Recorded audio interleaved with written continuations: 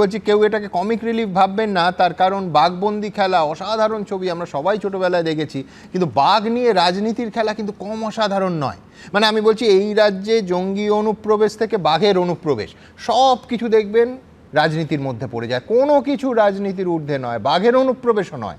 কেন এই কথা বলছি সে নিয়ে বিস্তারিত চর্চা আসবো, কিন্তু তার আগে প্রথম প্রতিবেদন, with a very serious note, দক্ষিণ 24 পরগনার মইপিঠে, যেখানে একেবারে রয়্যাল বেঙ্গল টাইগার ঢুকে পড়েছে, গ্রামবাসীরা আতঙ্কিত, বনকর্মীরা কাজ করছেন। ঠিক কী ছবিটা আমার প্রথম প্রতিবেদনে দেখাবো, তারপর এই নিয়ে আমরা বিস্তারিত আলোচনা চর্চা এবং অসাধারণ ভিজুয়াল সেই মুহূর্তে সেইখানে এবিপি আনন্দর ক্যামেরায় উঠে এসেছে দেখাবো। আগে দক্ষিণ 24 পরগনা।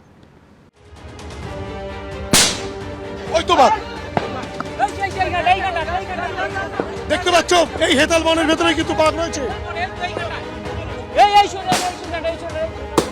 বাঘের দেখা পাওয়া যাচ্ছে তেমনটাই বন অধিকারী কর্মীরা বলছেন। কখনো দক্ষিণ 24 পরগনা দক্ষিণ বৈকুণ্ঠপুর, কখনো কিশোরী মোহনপুর, কখনো আবার উত্তর বৈকুণ্ঠপুর, মইপিঠ জুড়ে বনকর্মীদের কার্যত লেজে খেলাচ্ছে রয়্যাল বেঙ্গল।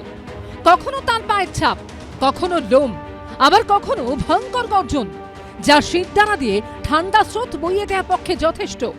রাতে মাঝে সন্ধ্যে আইলে ভয় ভান্তি, সারাদিন তবে একটু চলাফেরা করি, সতর্ক দেখতে হবে, আর রাত্রে হলে তো ভয় বাড়িতে পারি না। সোমবার সকালে মইপিঠের কিশোরী মোহনপুরে প্রথম বাঘের পায়ের ছাপ দেখতে পান স্থানীয়রা। খবর পেয়ে ছুটে আসে বন দফতর। গ্রাম লাগোয়া রাস্তা ও জঙ্গলের কিছু অংশ ঘিরে দেয়া হয়, কিন্তু তাতেও রক্ষা হয়নি। জাল টপকে বৈকুণ্ঠপুরে ঢুকে পড়ে রয়্যাল বেঙ্গল। আমরা প্রচুর আতঙ্কের মধ্যে আছি, যেহেতু আমরা সকালবেলা এসে দেখি টাটকা পায়ের ছাপ, উপরন্ত যে জাল দিয়ে টপকেছে সেই বাঘের যে লোম, সেই লোম ওই জালেতে আটকে আছে। গতকাল আমরা যেটা দেখেছি, এটা মরা ষাঁড়কে বাঘটি খেয়েছে, ঠিক আছে। হ্যাঁ, কাল 3টে সাড়ে 3টে নাগাদ বাঘের গর্জন শুনেছি। পেরেছে বলে আজকে গেছে, এরপরে তো গুছিয়ে চলে গেল, আর গিরবে কি করে? তারা চলে গেল, বাঘ চলে গেল, তারা চলে গেল, আবার আসছে। বাঘ তাড়াতে শব্দবাজি নিয়ে আসরে নামেন বনকর্মীরা। ওই তো বাঘ,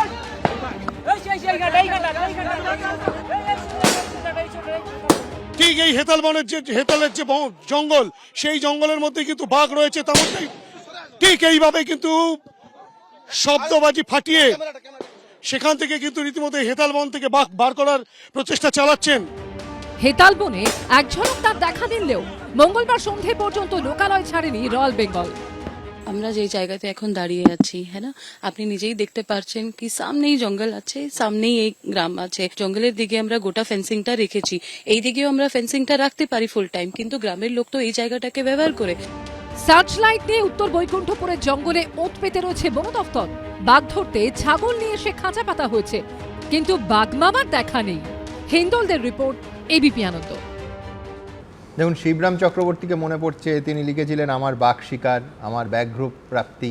তো আমি বলছি বাঘ নিয়ে বাড়াবাড়ির কোনো প্রশ্ন নেই, তার কারণ বাঘের মধ্যেও রাজনীতি ঢুকে আছে। কাঁটা তার নিয়ে লড়াইতে ঠিক যেমন তৃণমূল বনাম বিজেপি, সেরকম বাঘ নিয়েও লড়াইতে তৃণমূল বনাম বিজেপি। কীরকম? একেবারে স্পষ্ট করে ওড়িশা থেকে আরেকটা নতুন আতঙ্ক, নতুন বাঘ এসছেন। মুখ্যমন্ত্রী পরিষ্কার বলেছেন যে বিজেপি শাসিত ওড়িশা সরকারকে আক্রমণ করে যে তোমরা বাঘটাকে নিয়ে গিয়ে জলের মধ্যে ছেড়ে দিলে, জল পেরোলে কতক্ষণ আবার একটা চলে এসছে, এটা কি হচ্ছে? তোমাদের জায়গা না থাকলে আমাদের টাইগার রিজার্ভ সেন্টার আছে, রেস্কিউ সেন্টার আছে, আমরা রেখে দিচ্ছি। ঠিক কি এই বাঘ নিয়ে টানাটানি, রাজনৈতিক টানাটানি, এটাও খুব ইন্টারেস্টিং, এরও একটা রাজনৈতিক পরত আছে। দেখুন, বাপরা বলতো, আমাদের দাদুরা বলতো যে এখানে বাঘ বলি, লেকিন আমরা বাঘ জানিছিলি না। ওরা যখন দাঁতের খুবই পাইলো, ঠেঙ্গের খুবই পাইলো, ওরা বললো এখানে মানুষ কেউ আসতে পাবে না। সবে 10 দিন আগেই ওড়িশা থেকে চলে আসা বাঘিনী ধরা পড়েছিল বাঁকুড়ার জঙ্গলে, আর সেই জিনাতের আতঙ্কে রেশ কাটতে না কাটতেই এবার নতুন করে বাঘের আতঙ্ক তৈরি হয়েছে ঝাড়খণ্ড পুরুলিয়া সীমানা এলাকায়। ওড়িশা থেকে একটা সময় পুরুলিয়ার বান্দোয়ানের রাইকা হয়ে অন্যত্র চলে গিয়েছিল জিনাত, আর এবার স্থানীয় সূত্রে দাবি ঝাড়খণ্ডের চান্ডিল লাগোয়া জঙ্গলে একটি রয়্যাল বেঙ্গল টাইগার ঘোরাফেরা করছে। চান্ডিল রেঞ্জ ও খুঁটি বন বিভাগের তামার রেঞ্জ সীমানায় প্রায় 10 থেকে 15 কিলোমিটার জায়গা জুড়ে বাঘের পায়ের ছাপ মিলেছে। সূত্রের দাবি সেই বাঘের গলায় জিনাতের মতো রেডিও কলার নেই, যার ফলে বাঘের গতিবিধি জানতে হিমশিম খেতে হচ্ছে ঝাড়খণ্ডের বন বিভাগকে। ভয়ে রাতে আগুন জ্বালিয়ে রাখছেন গ্রামবাসীরা। ওয়ার বাদে আল্লাহর আমরা কেউ যাই নাই। আমাদেরও ওরা যখন খুবই পাইলো, ওদের সামান আনিছিল, আমরা কেউ আর যাই নাই, বন কেউ যাই নাই। ওরা আসছে, ক্যামেরা লাগা আছে, ক্যামেরা লাগাই যাচ্ছে, আর ওরা ওদের রিপোর্টে ওই পেপার দিচ্ছে, এটা আমরা দেখতে পাচ্ছি। যে এলাকায় বাঘের পায়ের ছাপ পাওয়া গিয়েছে সেখান থেকে পুরুলিয়ার বলরামপুরের দূরত্ব মাত্র 20 কিলোমিটার। এখনো অবধি আমার কাছে ঝাড়খণ্ডের তরফ থেকে কোনো অফিসিয়াল ইনফরমেশন নেই। ওনাদের ওখানে যদি কিছু ব্যবস্থা ওনারা নিচ্ছেন সেটা ওনাদের ব্যাপার। আমরা আমাদের মতো নর্মাল রুটিন পেট্রোলিং মনিটরিং যা আছে আমরা করছি। বাঘ সে মুভ করতেই পারে, সে যদি চলে আসে তখন আমরা আবার সেভাবে ব্যবস্থা নিই।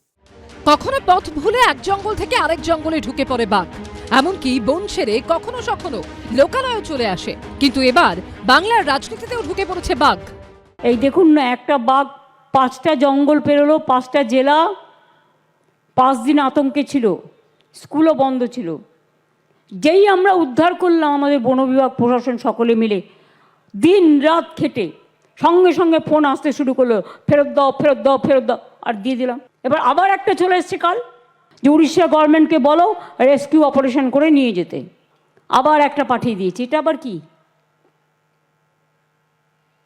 পাঠালে চিরকালের জন্য পাঠাক আমরা রেখে দিচ্ছি। আমি মুখ্যমন্ত্রীকে বলবো, রেসপন্সিবল চেয়ার 3 বারের মুখ্যমন্ত্রী, আপনি কান দিয়ে দরকার দেখবেন না, আপনি চোখ দিয়ে দেখুন। এবং আপনার কাছ থেকে মানুষ এই ধরনের কথা আশা করে না। আপনি এই ধরনের কথা বললে হাসে। পশ্চিমবঙ্গের মুখ্যমন্ত্রীকে নিয়ে যদি উড়িষ্যার লোক খিল্লি করে যে আমরা বাঘ ছেড়ে দিচ্ছি, এটা আমাদের পশ্চিমবঙ্গবাসী হিসেবে গায়ে লাগে। বাঘ রাজনীতি বোঝে না, তার মেজাজ মর্জি অনুযায়ী সে ঘোরে। বার্তা অনেকটা ওই রকম, রোকসা কত রোকলো। হংসরাজ সিংহ ও বিধান চক্রবর্তীর রিপোর্ট, এবিপি আনন্দ। দেখুন, এমনিতে বাংলার রাজনীতিতে বাগাড়ম্বর ছিল, কিন্তু বাঘাড়ম্বরটা এই এখন শুরু হয়েছে। এইটা কিন্তু একটা নতুন অভিজ্ঞতা 2025-এ। কিন্তু তরুণ, তোমাদের কাণ্ডজ্ঞান নেই, তুমি এমনিতে বিএসএফ লোক ঢোকাচ্ছে, উড়িষ্যার বিজেপি সরকার বাঘ ঢোকাচ্ছে, মানে যা পাচ্ছ পশ্চিমবঙ্গে ঢুকিয়ে দিচ্ছ।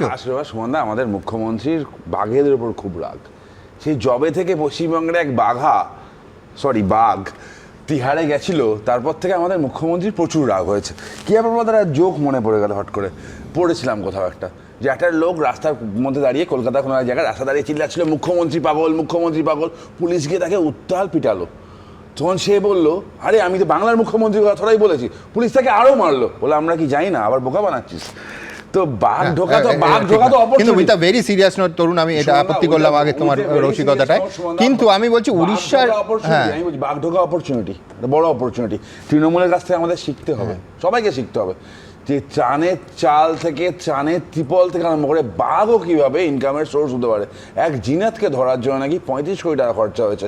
সে 35 কোটি টাকা 75-25 কি হিসাব হয়েছে আমি জানি না, রাহুল দা নিশ্চয়ই উত্তর দেবেন তার, বা দোলাদিকে জিজ্ঞেস করতে হবে। ঝাড়খণ্ড জল ছাড়ছে, উড়িষ্যা বাঘ পাঠাচ্ছে, ম্যানমেড বন্যা হচ্ছে, উড়িষ্যা বাঘ না তো মানে পার্টি ক্যাডার হয়ে দাঁড়িয়ে পড়েছে। এ বাঘ তুই যা, বাঘ চলে যাচ্ছে, পার্টি ক্যাডার না মুখ্যমন্ত্রী। আমি একটা তরুণ, আমি বলছি উড়িষ্যা সরকারের ফোন করারই বা কি আছে? ভারতবর্ষের আইন অনুযায়ী, আমাদের দেশের আইন অনুযায়ী উড়িষ্যার বাঘ পশ্চিমবঙ্গে ঢুকে ফরেস্ট অ্যাক্ট অনুযায়ী তাকে ফেরত পাঠাতে হবে। একদম মানে ফোন করাটাও তো বাঘ নিয়ে বাড়াবাড়ি। উড়িষ্যা গভর্নমেন্ট ফোন নিশ্চয়ই করেছে, কেন উনি? আমার খারাপ লাগে যখন এই ধরনের কথাগুলো হয়। দেখো, মুখ্যমন্ত্রী রাজনৈতিক বিরোধ আমার থাকতে পারে, কিন্তু আমারও তো মুখ্যমন্ত্রী।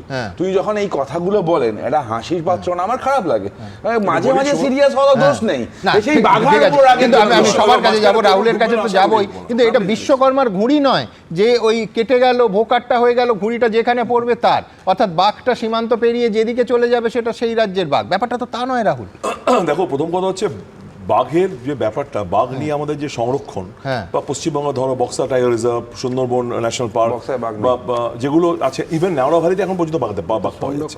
তো সেটা কথা না, কথা হচ্ছে যে বাঘের যেভাবে অবলুপ্তি ঘটেছিল সারা দেশে, আস্তে আস্তে সেগুলো প্রিজার্ভ করার দায়িত্ব প্রত্যেকের, এই দায়বদ্ধ সরকার থাকা উচিত। কারণ এর সাথে ইকোলজি একটা বড় অংশ জড়িয়ে আছে। কিন্তু আজকে যে এই যে ট্রোলটা করা হচ্ছে না বারবার, মুখ্যমন্ত্রী যদি বলেও থাকেন যে একটা বাঘ ওখানে পেরিয়ে এখানে এসছে এবং তাকে রেস্কিউ করা হয়েছে, তাকে ট্রিটমেন্ট দেওয়া হয়েছে, আমি মাঝখানে প্লিজ যে ট্রিটমেন্ট করা হয়েছে এবং তাকে যদি সুস্থ করে দেওয়া হয়, বাঘ তো আইন অনুযায়ী তাকে ফেরত পাঠানোতেই হবে। সবচেয়ে বড় কথা কি জানো সুমন, এই ট্রোলের বাইরে কিছু নেই। বাঘের নামে, গায়ের নাম কি লেখা জানো? Royal Bengal tiger. সে যে রাজ্যে থাকুক না কেন, বেঙ্গল নামটা তো মোছা যাবে না, বুঝবে কেন? সুতরাং যে যাই বলুক, বেঙ্গল টাইগারের গরিমা বাংলারই থাকবে। বাঘের উপর বাঘেরই এত রাগ। আমি বলছি জিনা, দেবানন্দ সবাই মোটামুটি আসতে শুরু করে দিয়েছে। আমি ওনাদের দুজনের বক্তব্য শোনা, দুজনের সাথেই আমি একমত নই। মমতা বন্দ্যোপাধ্যায় খুব সচেতনভাবেই কিন্তু এই নির্মাণগুলো, কেন্দ্র বিরোধী নির্মাণগুলো করে।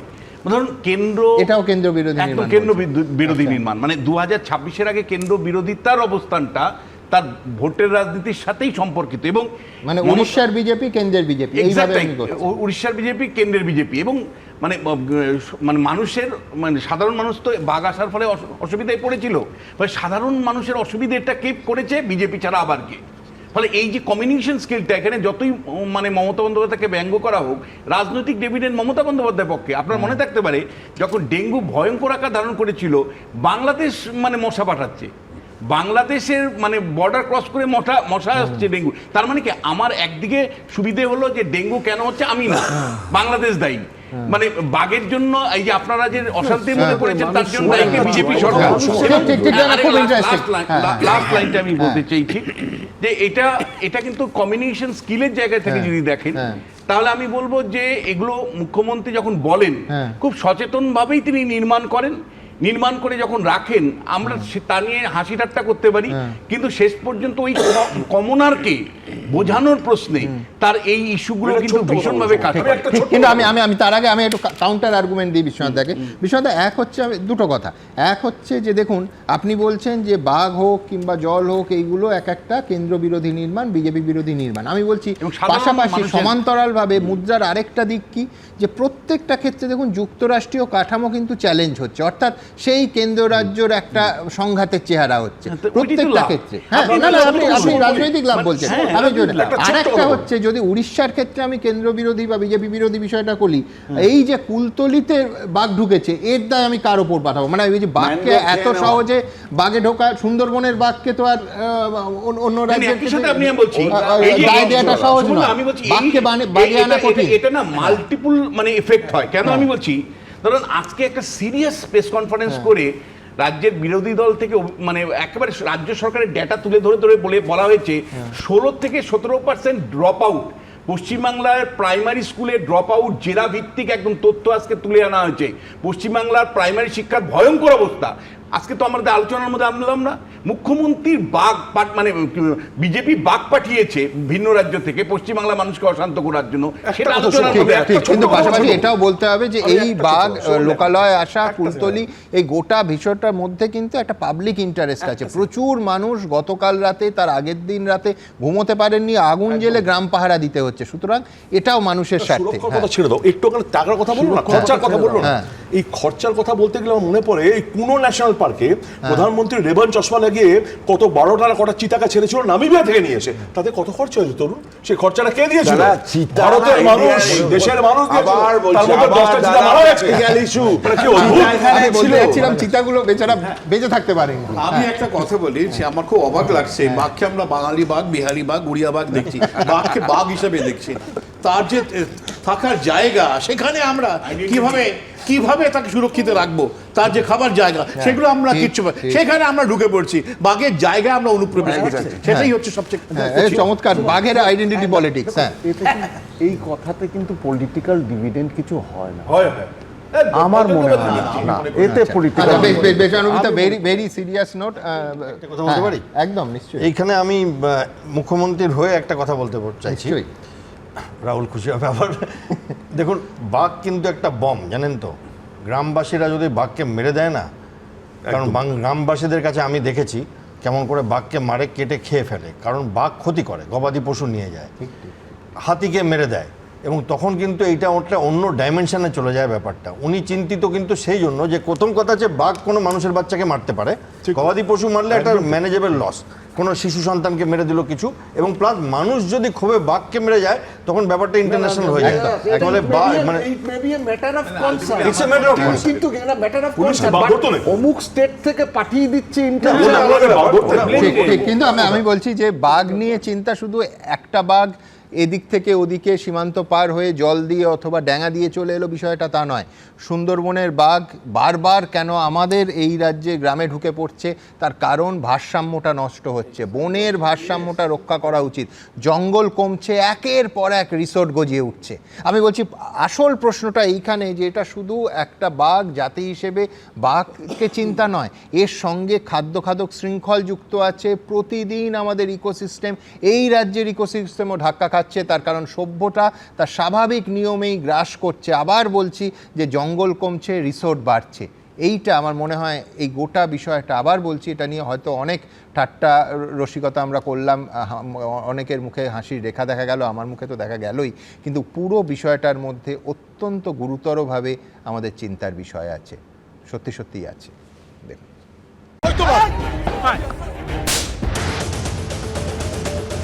এক ঝলক দেখা দিয়েই ফের উধাও। গ্রামবাসী ও বনকর্মীদের আশঙ্কা সত্যি করে সে জানান দিল তার রাজকীয় উপস্থিতি, কিন্তু হাজার চেষ্টা সত্ত্বেও বাঘে এলো না।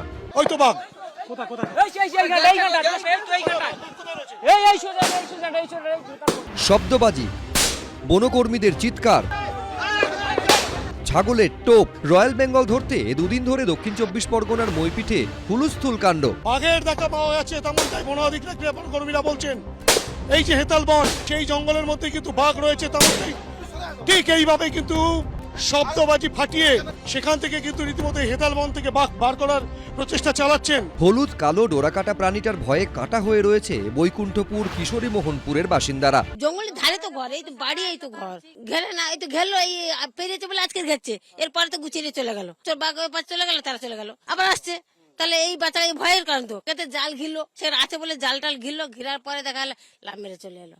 এখানে এসছি আমাদের সন্ধ্যে আইলে ভয় ভ্রান্তি, সারাদিন তবে একটু চলাফেরা করি, সতর্ক দেখতে হবে, আর রাত্রে হলে তো ভয় বাড়িতে পারি। মইপিঠের বৈকুণ্ঠপুর কিশোরী মোহনপুরের পাশ দিয়ে বয়ে গিয়েছে মাকড়ি নদী, তার উল্টো দিকেই রয়্যাল বেঙ্গলের ডেরা আজমলমারির জঙ্গল। মাঝে মধ্যে নদী সাঁতরে খাবারের খোঁজে এপারে হানা দেয় বাঘ। বনকর্মীদের অনুমান এবারও আজমলমারির জঙ্গল থেকে লোকালয়ে ঢুকে পড়ে রয়্যাল বেঙ্গল। সোমবার কিশোরী মোহনপুরের এই ছবি দেখে প্রথমে জানা যায় কাছে পিঠেই ঘোরাফেরা করছে আতঙ্ক। কেউ কেউ তার ভয়াল গর্জনও শোনেন। রাত্রে বাঘটি এখানে ছিল, সকাল নাগাদ ভোর নাগাদ লাফিয়ে অন্য জঙ্গলে, এই পাশের জঙ্গলে চলে আসে। বাঘের গর্জনও শুনেছেন? হ্যাঁ, কাল 3টে সাড়ে 3টে নাগাদ বাঘের গর্জন শুনেছি। বন দপ্তরের তরফে তড়িঘড়ি জাল দিয়ে ঘিরে দেওয়া হয় গ্রাম আর জঙ্গলের একাংশ। স্থানীয়রা রীতিমতো আতঙ্কের মধ্যে রয়েছে। বন দপ্তরের তরফ থেকে কিন্তু রীতিমতো এই যে জঙ্গল, গ্রাম লাগোয়া জঙ্গল, অর্থাৎ কিনা দক্ষিণ বৈকুণ্ঠপুর উত্তর বৈকুণ্ঠপুরের যে জঙ্গল গ্রাম লাগোয়া, সেই গ্রাম লাগোয়া জঙ্গলকে কিন্তু জাল দিয়ে এভাবেই ঘেরা হচ্ছে। সকালে জালের গায়ে বাঘের লোম দেখে বোঝা যায় সে চত্বর ছেড়ে দক্ষিণ বৈকুণ্ঠপুরের জঙ্গলে ঢুকে পড়েছে। বেলা বাড়তে তার অস্তিত্ব টের পাওয়া যায় উত্তর বৈকুণ্ঠপুরে। হেতালের বনে ঘাপটি মেরে বসেছিল হলুদ কালো ডোরাকাটা প্রাণীটা। ওই তো বাঘ,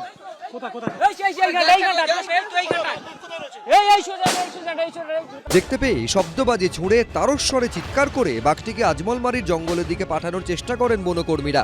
এক ঝলক দেখা গেলেও ফের হেতাল গড়ানের জঙ্গলে উধাও হয়ে যায় রয়্যাল বেঙ্গল টাইগার। সন্ধে নামতেই বন দপ্তরের তরফে শুরু হয় তৎপরতা। যত রাত ঘনাচ্ছে ততই কিন্তু আতঙ্ক গ্রাস করছে গ্রামবাসীদের। উত্তর বৈকুণ্ঠপুর গ্রামে রীতিমতো বন দপ্তরের আধিকারিকরা, মইপিঠ কোস্টাল থানার পুলিশ প্রত্যেকেই কিন্তু প্রহরায় রয়েছে। গ্রামের রাস্তায় রাস্তায় আলো লাগানো হয়। রয়্যাল বেঙ্গলের খোঁজে সার্চলাইট হাতে জঙ্গলে ঢোকেন বনকর্মীরা। পাতা হয় খাঁচা। তবে ভিন রাজ্য থেকে আসা বাঘকে ঘিরে এর আগেও বারবার আতঙ্ক দেখা দিয়েছে বাংলায়। 2018 সালের মার্চে লালগড়ের মধুপুর জঙ্গলে দেখা মিলেছিল এই রয়্যাল বেঙ্গল টাইগারের। বনকর্তারা মনে করেছিলেন ওড়িশা বা ঝাড়খণ্ড থেকে চলে এসেছিল বাঘটি। সেটির হামলায় বেশ কয়েকজন জখমও হন। কার্যত বাঘের আতঙ্কে সিটিয়েছিল জঙ্গলমহল। প্রায় 1 মাস ধরে বাঘ ধরার অভিযান চলেছিল, কিন্তু জিনাতের মতো সৌভাগ্য ছিল না তার। ওই বছরের 14 এপ্রিল জঙ্গল থেকে উদ্ধার হয় বাঘের রক্তাক্ত মৃতদেহ। বন দফতরের ফাঁদে ধরা পড়ার আগেই এলাকাবাসীর হাতে নৃশংসভাবে খুন হতে হয় তাকে। 2020 সালের জানুয়ারি ঝাড়গ্রাম বাঁকুড়ায় বাঘের আতঙ্ক দেখা দেয়। ঝাড়গ্রামের বিনপুর থেকে প্রায় 300 কিলোমিটার দূরে ঝাড়খণ্ডের পালামৌ, 300 কিলোমিটারের কিছুটা বেশি দূরে ওড়িশার শিমলিপাল। ওই দুই জায়গার কোনো একটি জঙ্গল থেকে বাঘটির আগমন ঘটেছিল বলে মনে করেছিলেন বনকর্তারা। 4 বছর পর ফের যার পুনরাবৃত্তি ঘটল। একদিকে যখন ওড়িশার জঙ্গল থেকে আসা বাঘ ধরা পড়েছে বাঁকুড়ায়, তখন নতুন করে বাঘের আতঙ্ক দেখা দিয়েছে পুরুলিয়া লাগোয়া ঝাড়খণ্ড সীমানায়। কথায় বলে, যেখানে বাঘের ভয় সেখানে সন্ধে হয়। সাম্প্রতিক অতীতে বারবার জঙ্গল ছেড়ে লোকালয়ে ঢুকে পড়েছে বাঘেরা, তা পুরুলিয়া বাঁকুড়া হোক বা সুন্দরবনের মইপিঠ। কিন্তু কেন? বিশেষজ্ঞরা বলছেন মূলত খাবারের খোঁজেই বারবার লোকালয়ে ঢুকে পড়ে বাঘ। গবাদি পশু শিকারই তাদের মূল লক্ষ্য, তবে কখনো কখনো বিভ্রান্ত হয়ে লোকালয়ে চলে আসে রয়্যাল বেঙ্গল। গত 30 বছরের মধ্যে বাঘ যে গ্রামে ঢুকে মানুষ মেরেছে এর কোনো রেকর্ড নেই। যখন জোয়ারের জল নেমে যায় বাঘ অনেক সময় কনফিউজ করে ফেলে তার নিজের টেরিটরি, সে কোনটা জঙ্গল আর কোনটা ধানি জমি, তাই সেইভাবে অনেক সময় ঢুকে পড়ে। আবার বাঘ যদি খুবই ক্ষুধার্ত থাকে, সহজলভ্য খাদ্য হিসেবে যদি কোনো গ্রামের পাড়ে গরু ছাগল ঘুরে বেড়ায় তাদের ধরবার জন্য তারা আসে। আমাদের রাজ্যে ইতিমধ্যে সেঞ্চুরি হাঁকিয়ে ফেলেছে বাঘের সংখ্যা। গত বছরের 24শে জুলাই বন প্রতিমন্ত্রী বীরবাহা হাঁসদা বিধানসভায় প্রশ্নোত্তর পর্বে জানিয়েছিলেন 2010 সালে রাজ্যে বাঘের সংখ্যা ছিল 74, 2014 সালে তা বেড়ে দাঁড়ায় 76-এ, 2018-তে তা আরও বেড়ে হয় 88, আর 2022 সালে সর্বশেষ হিসেবে দেখা গেছে রাজ্যের বনাঞ্চলে বাঘের সংখ্যা 101। কিন্তু সুন্দরবন এলাকায় বাঘ বরাবর লোকালয়ে ঢুকে পড়ায় আতঙ্ক তৈরি হয়েছে। সুন্দরবনে গেলে দেখতে পাবেন যে ধরুন দুটো আইল্যান্ড, একটা হচ্ছে ফরেস্টের আইল্যান্ড, তার সঙ্গে লাগোয়া একটা হিউম্যান হ্যাবিটেশন আইল্যান্ড রয়েছে। কোনো বাঘ যদি হঠাৎ একটা জঙ্গলের আইল্যান্ড থেকে উল্টো দিকে যদি দেখতে পায় যে সেখানে জঙ্গল রয়েছে, মানে নদীবাঁধের উপর দিয়ে জঙ্গল রয়েছে, সে তখন বুঝতে পারে না, সে তখন সাঁতারে জঙ্গলের আরেকটা আইল্যান্ডে ঢুকছে বলে গিয়ে দেখে যে সেটা হচ্ছে মনুষ্য বসতি। সুন্দরবনে কিন্তু কখনো বাঘ জঙ্গল থেকে বেরিয়ে গ্রামে ঢুকেছে মানুষ মারার জন্য নয়, কখনো হয় না। সেটা কোনো সমস্যা যে সে শিকার করতে পারছে না জঙ্গলের মধ্যে, তখন সে গ্রামে ঢুকে গরু ছাগল ধরার চেষ্টা করে। রেঞ্জের ভেতরে একটা বাঘ যখন থাকে, মিটিং এর সময় সে অনেক সময় বাঘ একটা বাঘিনী অঞ্চলে ঢুকে পড়ে, অথবা একটা দুটো বাঘ বাঘিনী অঞ্চলে ঢুকে পড়ে।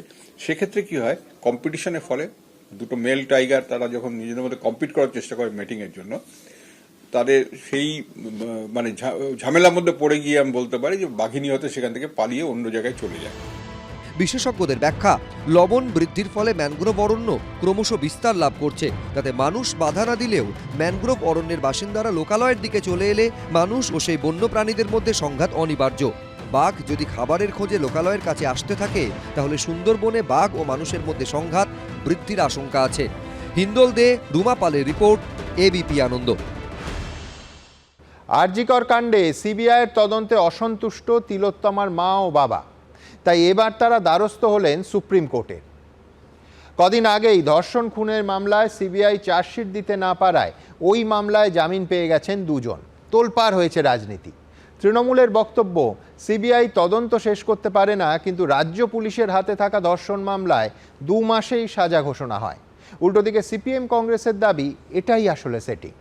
এখন অন্তহীন তদন্ত আর রাজনীতির পাকে চক্রে সুবিচারের ন্যায্য দাবিটাকে অন্তত কেস দেবেন না প্লিজ। কেস দেবেন না প্লিজ।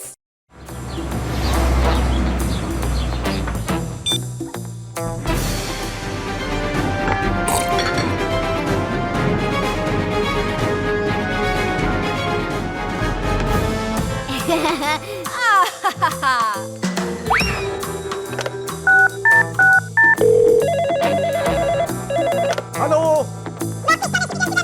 আচ্ছা আচ্ছা আচ্ছা।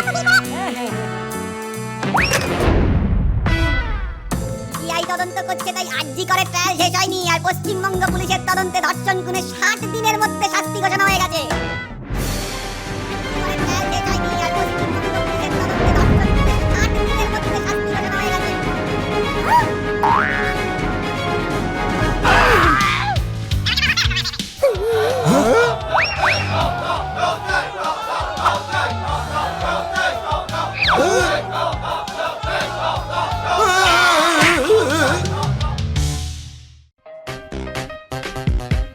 কেস দেবেন না প্লিজ।